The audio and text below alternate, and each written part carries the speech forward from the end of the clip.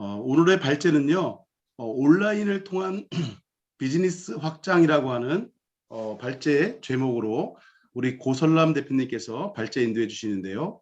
우리 고설람 대표님은 현재 더즌스타라고 하는 주식회사 더즌스타라고 하는 곳의 대표이사님이시고요. 더즌스타는 특별히 해외 의료 관광을 주로 10여 년간 해온 회사입니다. 우리 고 대표님께서는 주식회사 이랜드 정보시스템, 또 주식회사 굿세이브 부사장님, 또 필라이트 솔루션, 비즈 유니온 대표이사 컨설팅 회사를 역임하셨고요. 그리고 현재 CBMC 137에 2021년도 부총무로 섬겨주셨습니다. 또 주시고 계시고요. 내년도 차기 총무님이시기도 하십니다. 우리 오늘 온라인을 통한 비즈니스 확장이라고 하는 테마로 인도해 주실 때 선택하신 말씀은요.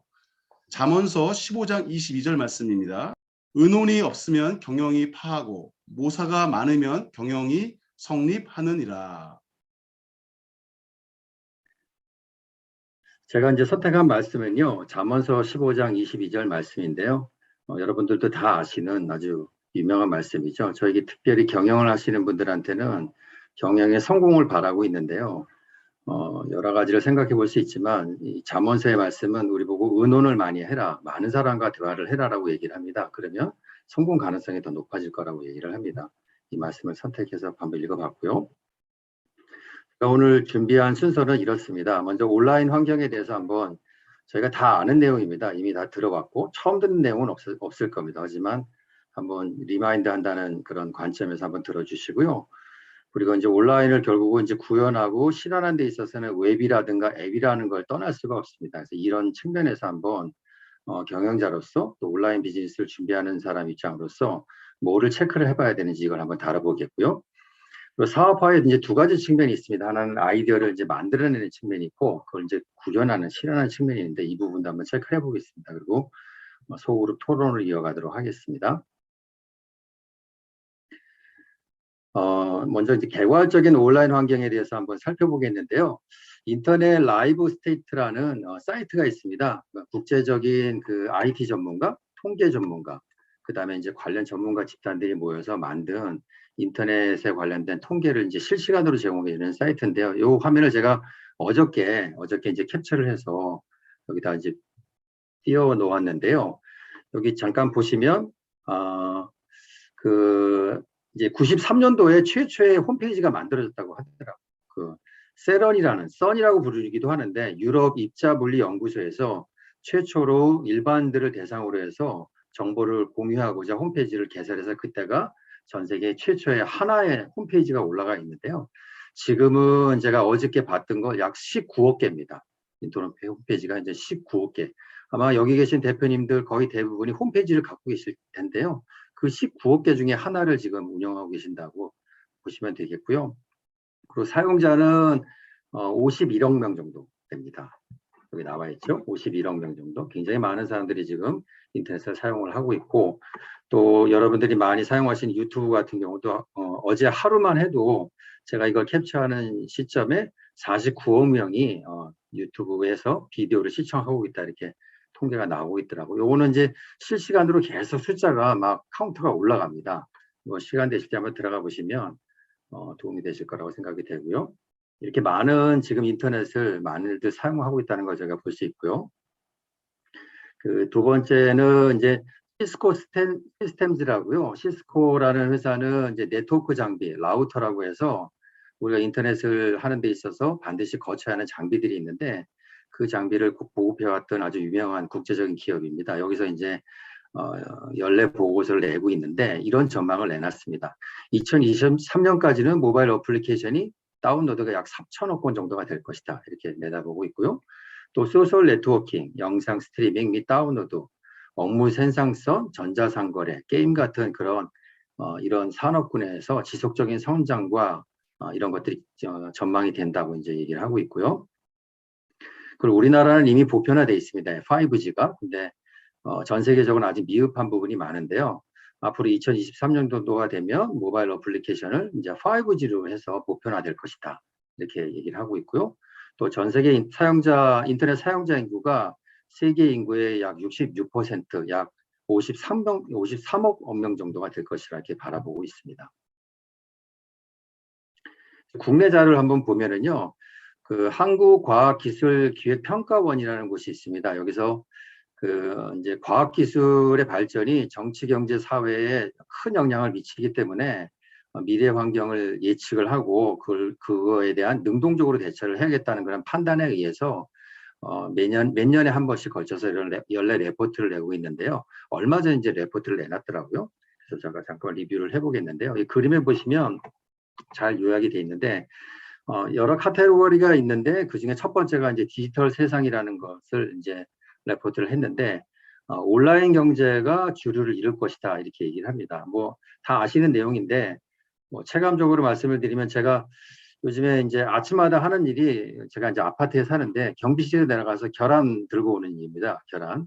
아내가 이제 그 새벽 배송이나 퀵 배송을 통해서 물건을 주문하기 때문에 제가 아침마다 일어나면 생필품을 가지러 가는 게 이제 제 일상이 돼버렸어요. 그래서 온라인을 통한 시장을 가지 않고 이제 온라인을 통해서 주문하는 건 너무나 우리가 이제 생활화가 돼 있는 모습이고요. 두 번째, 온라인을 통한 연결 사회, 사회적 소통 방식이 변하고 있다. 이거 뭐 저희가 지금 현재 이 포럼 자체를 줌으로 하고 있지 않습니까? 이미 저희가 코로나 때문에 더 앞당겨졌는데 이제 화면을 보고 다른 사람과 소통하는 거는 뭐 일도 아닌 너무나 우리의 생활화가 밀접하게 돼 있는 그런 상황이죠.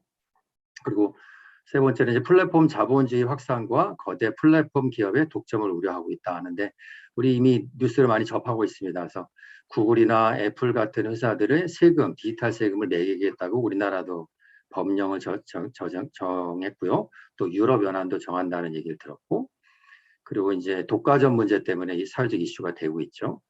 이제 네 번째로 디지털 격차로 인한 세대 갈등 얘기가 있는데 제가 지난 주말에 뉴스를 보다 보니까 그런 뉴스가 나오더라고요. 그 아파트 단지에서 노인분들이 데모를 하더라고요. 은행 앞에서. 그 이유는 아파트 단지 앞에 있던 은행 지점이 하나 있었는데 그게 무인 점포로 바뀌었습니다. 노인분들은 그 이용하기가 너무 어려우니까 모여가지고 은행 앞에 가서 시위를 하고 있었습니다. 점포를 무인 점포가 아니라 유인 점포를 계속 유지를 해달라고. 이제 세대 갈등이 많이 이제 생길 거라 생각이 듭니다.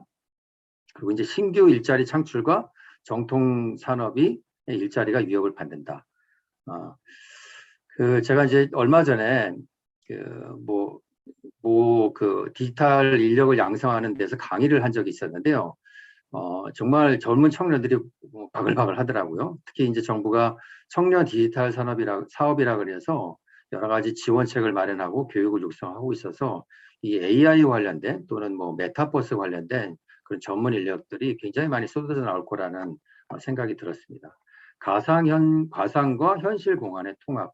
이 그림에서 보는 것처럼 우리가 이제 영화에서 보던 많은 장면들이 이제 현실화될 거라 생각이 들고요. 지금 드는 생각은 떠오르는 거는 이제 얼마 전에 또 뉴스에서 봤는데 우리가 이제 옷가게에서 옷을 갈아입을 때 매번 새 옷을 갈아입고 거울 앞에 서는 게 아니라 거울하고 모니터가 연결이 돼서 이 거울에 내 비춰진 모습에 내가 터치 몇 번만 하면 옷이 내 그 얼굴에 거울에 비춰진 내 상에 옷이 저절로 갈아입혀지는 그런 장면이 나왔었고요.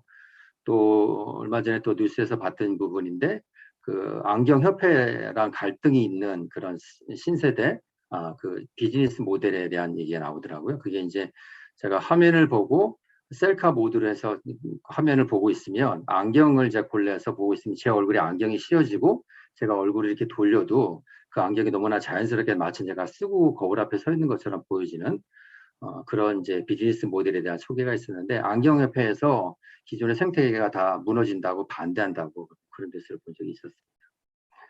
교육 쪽도 AI를 이제 힘입어서 굉장히 발전을 하고 있는 분야이죠.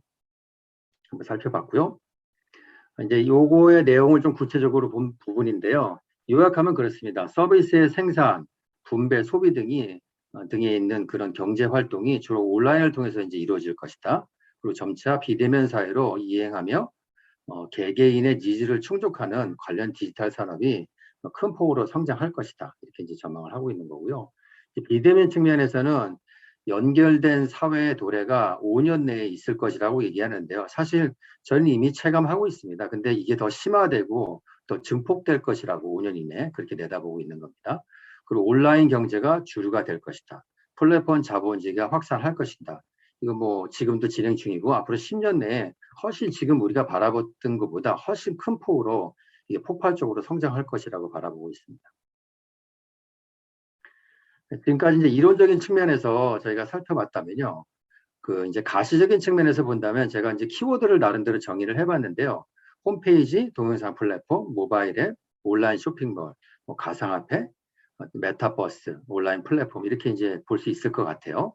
홈페이지는 다들 갖고 계시겠지만 결국 회사를 소개하거나 서비스를 소개하거나 아니면은 그 서비스를 판매하기 그런 채널로 고객하고 소통하고 하는 그런 채널로 이제 활용이 되고 있고요. 동영상 플랫폼에서는 저희가 지금은 이제 제품을 홍보하거나 서비스를 홍보하는 그런 홍보적인 측면에서 플랫폼을 사용하는 분들이 있고요. 또 아예 플랫폼에서 이제 구독자를 끌어들여서 구글하고 같이 예를 들어서 유튜브를 얘기한다면 구글하고 같이 그 광고비를 나누어서 수익을 나눠 갖는 그런 모델의 사업 모델도 있고요. 또 모바일 앱은 이제 소비자와의 최종적인 연결점이죠. 뗄래야 뗄 수 없는 이 모든 것들이 다 모바일 앱에서 구현이 되니까요. 그 온라인 쇼핑몰은 자신이 갖고 있는 그런 상품과 서비스를 대형 몰에 입점을 해서 벤더가 돼서 판매하는 방법이 있겠고 더 규모가 커진다면 자체 쇼핑몰을 만들어서 직접 운영하는 방법도 있을 겁니다. 그리고 이제 가상화폐나 NFT 얘기가 있는데 아직은 제 주변에서 이거를 직접 하시는 분은 보지 못했지만요. 이제 많은 뉴스를 통해서 이게 지금 점점점 늘고 있는 걸 저희가 보고 있습니다. 특히 NFT 같은 경우는 이게 이제 대체 불가능한 토큰이라고 해서 뭐 미술품 파일을 뭐 몇 메가 안 되는 파일들이 몇백억에 거래됐다는 얘기를 저희가 최근에 뉴스를 통해서 접하고 있는데요. 저희가 생각했던 것보다 더 빠르게 더 확대돼서 이게 이제 사업에 적용될 거라는 생각이 듭니다. 메타버스 이것도 뭐 이제 가상 세계를 통해서 생태계가 구성되고 있는데 조금만 지나면 저희가 갖고 있는 서비스나 제품을 이런 메타버스에 입점을 해서 기존의 쇼핑몰뿐만이 아니라 메타버스 내에서 저희가 가상 공간을 만들고 이거를 팔아야 되는 시점이 곧 오지 않을까 이런 생각이 듭니다. 또 더 나아가서는 메타버스를 직접 구축하는 방법도 고려해 볼 수 있겠죠.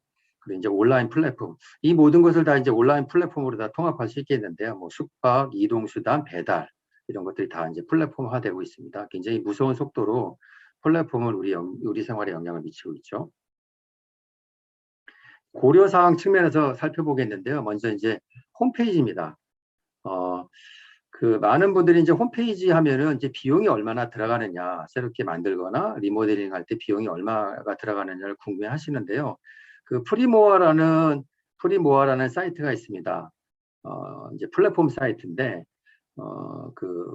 예를 들어서 개발을 원하는 클라이언트와 또 개발을 해주는 프리랜서들을 연결해주는 그 중개 역할을 하는 사이트인데요. 여기서 이제 통계치를 냈더라고요. 일반적인 웹사이트를 개발할 때는 10만 원에서 60만 원 정도 든다. 근데 맞춤형 사이트나 복잡한 기능이 필요한 부분에서는 3,500만 원까지 홈페이지를 개발하는 데 비용이 든다. 이렇게 이제 제시를 하고 있는데 굉장히 폭이 넓습니다. 그 이상이 될 수도 있고 이 미만이 될 수도 있겠죠. 그래서 참고해 보시라고 이제 보여드리고 있고요.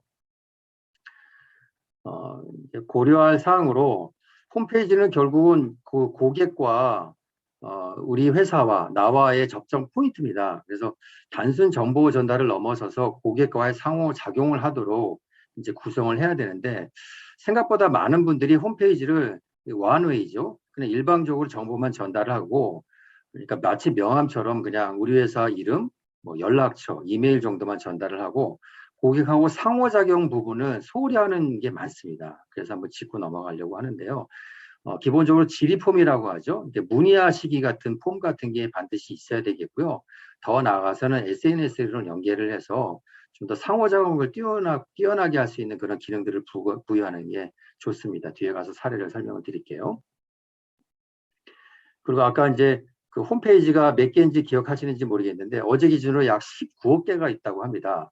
여러분의 홈페이지는 그냥 내버려 둬서는 단 한 명도 들어와서 보지 않을 겁니다.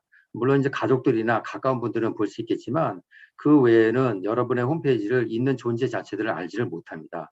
19억 개 중에 하나니까요.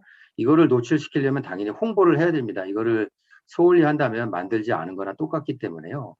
그래서 이런 면에서는 홍보 전문가들하고 연합을 해서 하시는 게 맞고요.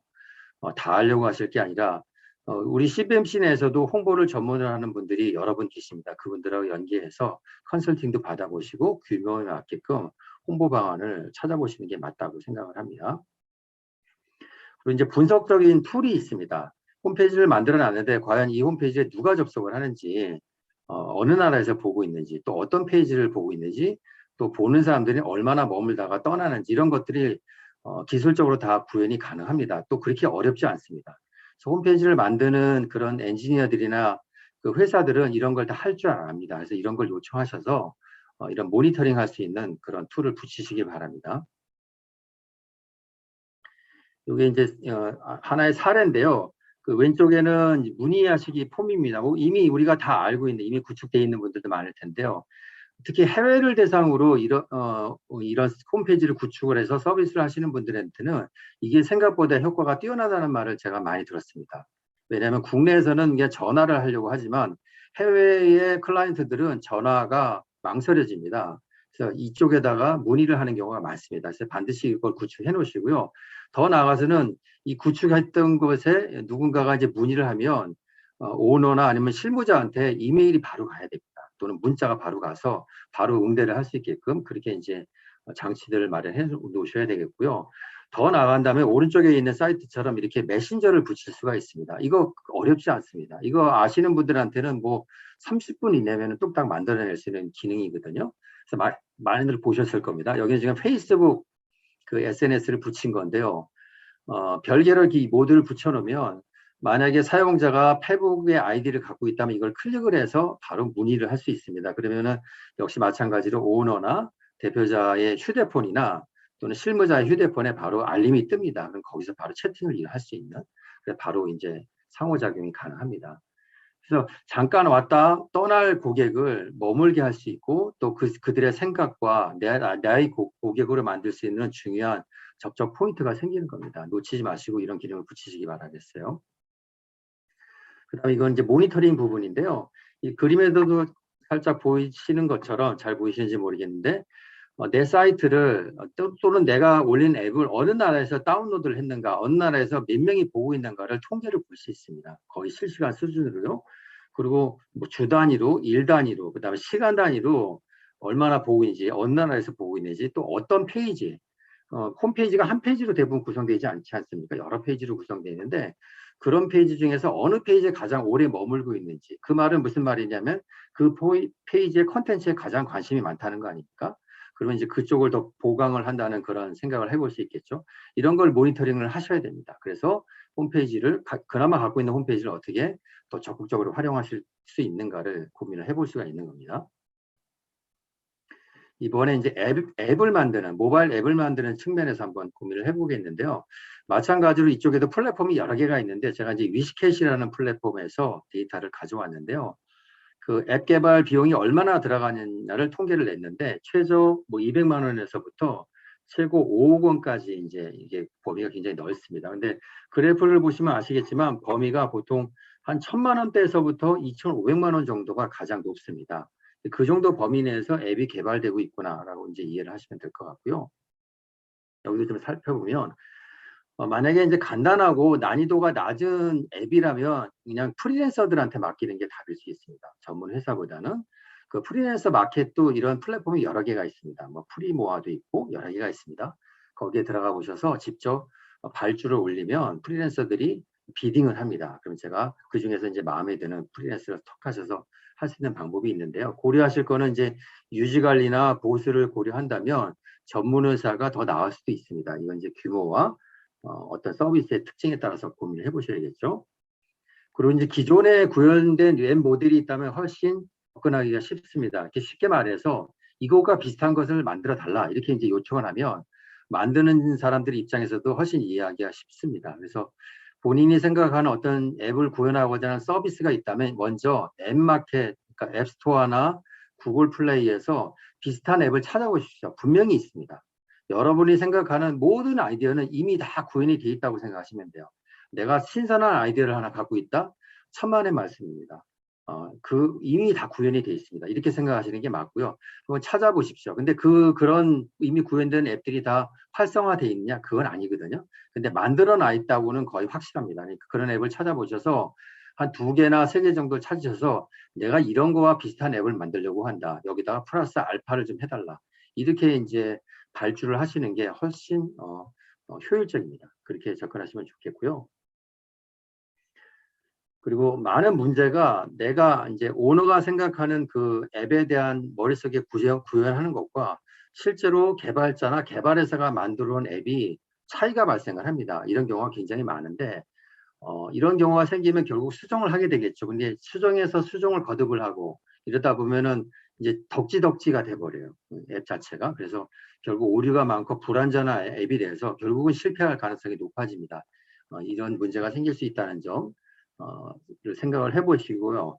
같은 얘기인데 결국은 이제 문제는 개발에서만 있는 게 아니라 그거를 발주하는 회사에도 있습니다. 오너에게도 문제가 있어요.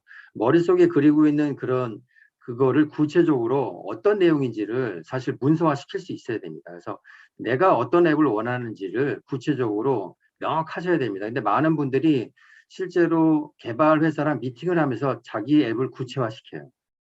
만나면서 아이디어를 덧붙이고 그러면 되게 어려워집니다. 서로가 힘들어지니까 먼저 기존에 있는 앱이 있는지 살펴보셔서 그런 앱을 2-3개를 택하셔서 거기다가 내가 이런 기능을 넣으면 좋겠다라고 이런 식으로 접근하시는 게 훨씬 효과적입니다.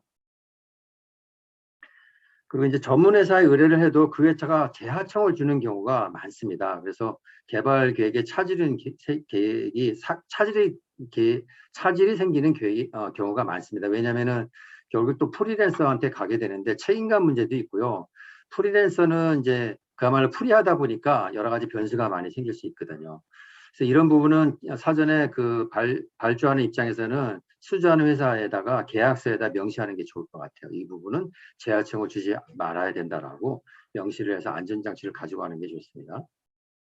그리고 앱을 만들 때는요, MVP라는 게 있습니다. 그래서 최소 기능 제품이라고 하는데 항상 먼저 완성품을 만든다고 생각하지 마시고요. 최소의 기능만 갖고 일단 출시를 한번 해보겠다. 그리고 시장의 반응을 보면서 업그레이드를 하겠다. 이렇게 접근을 하셔야지 처음부터 머릿속에 있는 모든 기능을 붙이려고 하면요. 개발 기간도 길어지고 비용도 많이 들고 또 내 생각하고 시장의 반응은 전혀 다를 수 있습니다. 거의 100% 다릅니다. 사실은. 그러니까 내가 생각하고 있는 아이디어가 있다면 최소의 기능, 반드시 있어야 될 만한 기능만 생각하셔서 MVP 버전으로 먼저 만드십시오. 그리고 출시를 하시고 시장의 반응을 읽어보세요. 그러면 전혀 생각지 못했던 대로 방향이 바뀌어질 가능성이 굉장히 높고요. 거기에 맞춰서 업그레이드를 하면 됩니다. MVP를 만든다고 생각하시면 되겠어요. 아이디어 측면에서 보겠는데요. 저는 하나님께서 저희를 창조하실 때 참으로 뭐 좋으셨다는 표현을 창세기에 많이 쓰셨는데 하나님의 형상과 모양대로 저희 인간이 창조가 됐다는 걸 제가 기억을 하실 겁니다. 저희한테는 하나님의 속성이 있어요. 다시 말하면 하나님은 창조를 하신 분입니다. 저희 DNA도요. 창조의 본능이 있어요. 그래서 뭔가 새로운 걸 만들고 새로운 비즈니스를 만들어내고 아이디어를 내는데 희열이 느껴지고 저희한테는 그 안에 탁월한 능력이 저는 있다고 믿습니다. 하나님께서 우리한테 주신 능력이에요. 이걸 마음껏 발휘를 해야 되는데 당연히 우리 기업, 사업을 할 때도 이게 발현이 돼야 되겠죠. 그래서 여기 나와 있는 뭐 굉장히 많은 그런 모델들이 있지만 제가 몇 가지만 해외 사례 2개, 국내 사례 2개를 잡아봤는데요. 다 창조적인 아이디어에서 시작한 아이디어들입니다. 한번 살펴보겠습니다. 그 페이스북, 뭐 지금 SNS의 대표적인 주자죠. 하버드대 다니는 이 청년들이 동문들 간에 그 교류를 목적으로 이걸 만들었다는 거 우리가 잘 알 겁니다. 그냥 홈페이지를 만들 수 있는 상황이었기 때문에 그 당시에 야 우리가 홈페이지를 만들 수 있으니까 우리가 프로필을 올리고 대화 공간을 만들어서 내가 좋아하는 친구들을 사귈 수 있고 또 서로 그 모르는 걸 교류할 수 있는 학우들 간에 동문들 간에 교류하는 걸 한번 만들어 보면 어떻겠냐 이렇게 시작을 했습니다. 아주 단순하게 페이스북을 처음에 시작할 때 전 세계적으로 SNS를 하자고 시작을 했을까요? 그렇지 않습니다. 그냥 우리 학교 내에서 우리가 서로 교류하자, 프로필을 올리고 교제하자 이렇게 시작을 했던 게 지금의 페이스북이 된 겁니다. 에어비앤비는요, 샌프란시스코의 한 아파트 주인이 이 청년들이 살고 있는 아파트 주인이 있었는데 월세를 올리니까 이제 고민이 되지 않았습니까? 그래서 야, 어떻게 하면 이 올린 월세를 해결할 수 있을까 하다가 당시에 그 근처에서 디자인 국제 컨퍼런스인가 이게 열린다는 소식을 알게 됐어요. 국제 컨퍼런스가 열리면 많은 사람들이 모이게 되고 반드시 있어야 되는 게 숙박업소죠. 근데 이제 호텔이나 주변에 업소가 부족할 테니까 분명히 필요로 할 것이다. 우리 여기 이 아파트에 남는 이 룸들을 공유하면 어떨까? 이렇게 시작을 한 겁니다. 집세를 내려다 보니까 이제 이런 아이디어가 나온 거죠. 이렇게 이제 시작했던 거고요. 그리고 국내 사례는 당근마켓이 있는데요. 우리가 기억하는 또 다른 중고 시장이 있죠. 안에 그 네이버의 중고나라라고 있습니다. 꽤 오래된 그 네이버의 유명한 카페고요. 중고나라고요. 근데 이게 이런 중고나라가 그동안에 굉장히 많은 일들을 해왔고 지금도 열심히 거래가 이루어지고 있는데 그 사이 여러 업체들이 중고나라에 도전장을 내밀었었습니다. 근데 다 빛을 보지 못했고요. 최근에 이제 당근마켓이 여기에 이제 도전장을 내밀면서 지금 굉장히 크게 영향을 미치고 있는데요. 아이디어는 되게 단순했습니다. 똑같은 중고거래입니다. 근데 중고나라는 서울에 있는 물건을 파는 사람과 또 물건을 사는 사람과 부산에 있는 물건을 파는 사람이 너무 먼 거리에 있다 보니까 그냥 온라인으로 얘기 몇 마디 하고 돈을 보내고 택배로 물건을 받아야 되는 문제가 있는데 사기 거래와 문제 있는 거래가 많이 발생을 했어요. 그러다 보니까 이제 얼굴을 대면을 못하니까 그런 문제가 있었는데 이 당근마켓은 여기를 겨냥을 해서 같은 동네에 있는 사람들끼리 교류를 하게 하자. 그래서 지하철 입구에서 만나서 버스 정류장에서 만나서 서로 얼굴을 보고 물건을 확인하고 거래를 해라. 이렇게 이제 시작한 아이디어입니다. 근데 투자에 성공을 했고 지금은 뭐 동네 생활, 커뮤니티로 이제 확장이 됐죠. 그래서 점점 더 영향을 넓혀가고 있고요. 이 티쿤이라는 회사가 있는데요. 이건 제가 조태평 우리 조태영 총무님을 통해서 최근에 이제 알게 된 회사인데요. 저희 회사가 이제 종로 3가인데 바로 옆에 이제 을지로가 있습니다. 을지로 이제 유명한 것 중에 하나가 종입니다. 종이. 그래서 명함을 만들고 플랜카드를 만들고 하는 인쇄소가 되게 많은데 사실 사형 산업이에요. 어찌 보면 굉장히 레드오션인데다가 더 큰 돈을 벌기 어는 산업군으로 점점점 이제 하락하고 있는 그런 모양새인데 10여 년 전에 이 티쿤이라는 회사가 아이디어를 냈습니다. 명함 만드는 회사였어요. 구멍가게죠. 근데 어차피 국내는 이미 포하고 레드오션인데 일본은 어떨까라고 일본을 내다본 겁니다.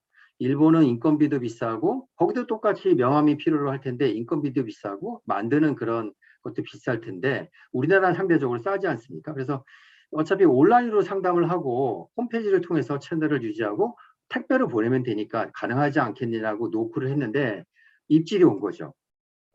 일본에서 한두 개 회사가 연락이 와서 명함을 만들면서 시작을 했고 플랜카드 만들어서 보냈어요. 그러더니 이제 엄청나게 커져서 지금 수백억 대에 결국은 이제 플랫폼으로 발전을 했는데 지금 일본뿐만 아니라 전 세계 많은 나라에 그 직구로 우리나라의 물건을 해외에 직접 팔 수 있는 그런 이제 플랫폼으로 이제 변화가 돼 있습니다. 그래서 큰 일을 하고 있는 그런 회사를 발전을 했습니다. 그래서 조금 살펴보면은요, 결국은 이제 하나님께서 우리 주신 그 창조적 DNA, 이 창의적 아이디어가 결국은 사업 성공의 열쇠라고 우리가 볼 수가 있습니다. 그리고 최초일 필요는 없습니다. 차별화가 필요하다가 제가 이렇게 표현을 해놨는데 여기 페이스북이나 에어비앤비나 당근마켓이나 이런 회사들이 최초이라고 우리가 알고 있지만 사실 최초가 아닙니다. 조금 깊이 있게 들어가 보면요. 이들이 이 아이디어를 냈을 때 이미 시장에는 이런 비슷한 아이디어가 이미 있었고요. 구현이 돼 있었습니다. 근데 그게 다였습니다. 이들은 차별화를 노린 겁니다. 차별화. 뭔가 다른 거를 시도했죠. 뭐 당근마켓이 그렇죠. 이미 중고나라가 있었어요. 지금은 같이 경쟁하고 있는데 차별화에 성공을 한 겁니다. 그래서 최초일 필요는 없습니다. 이미 누군가 하고 있다? 이건 안 되겠다? 그렇지 않습니다. 차별화가 할 만한 모델이 있다면 여러분이 그걸 뛰어넘는 그런 사업 성공의 길을 갈 수 있습니다. 그리고 큰 흐름은 플랫폼 비즈니스입니다. 지금 뭐 누가 뭐래도 다 플랫폼으로 통합되는 그런 부분이 있습니다.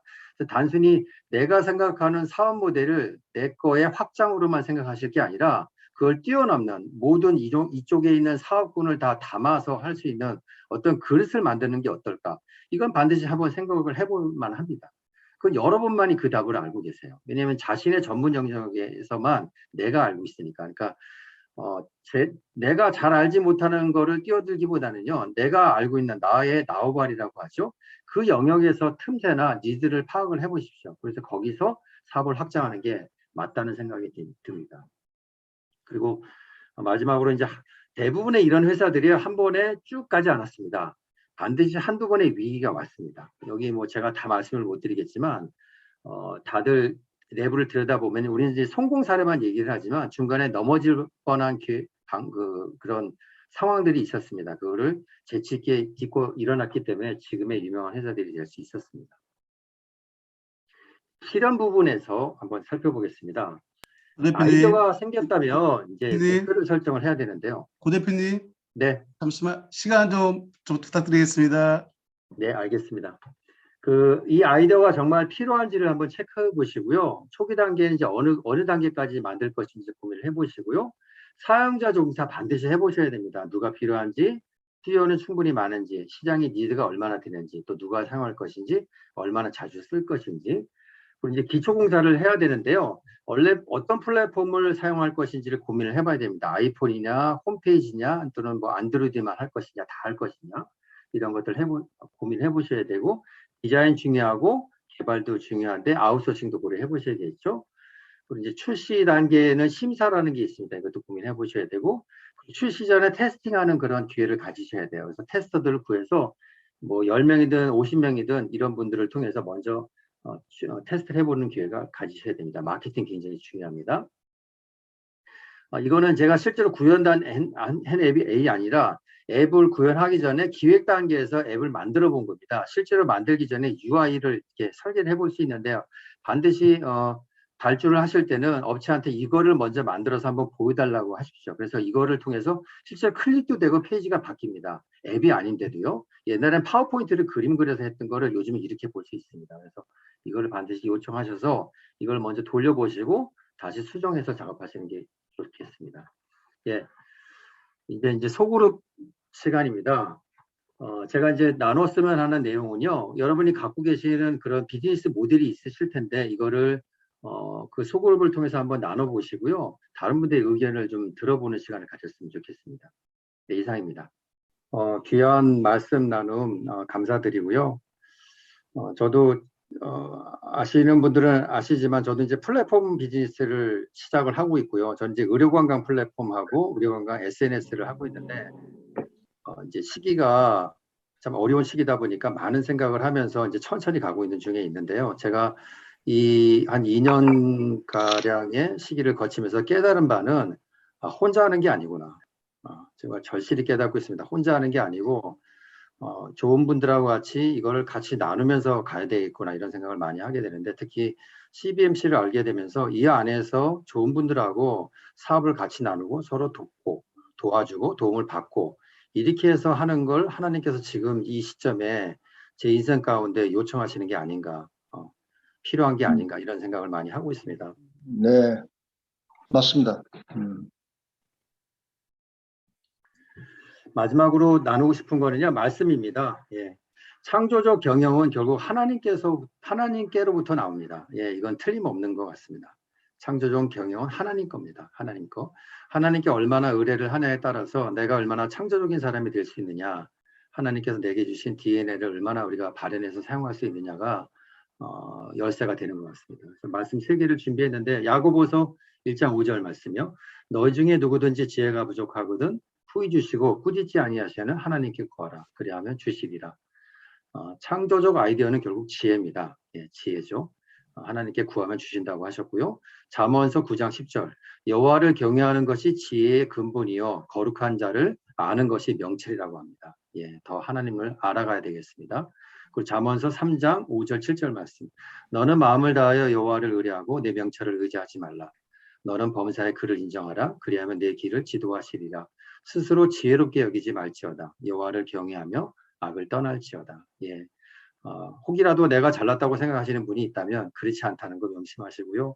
하나님께 가야지만 우리가 지혜롭고 명철한 자가 될 수 있다는 거 다시 한번 기억하셨으면 좋겠습니다. 이상입니다.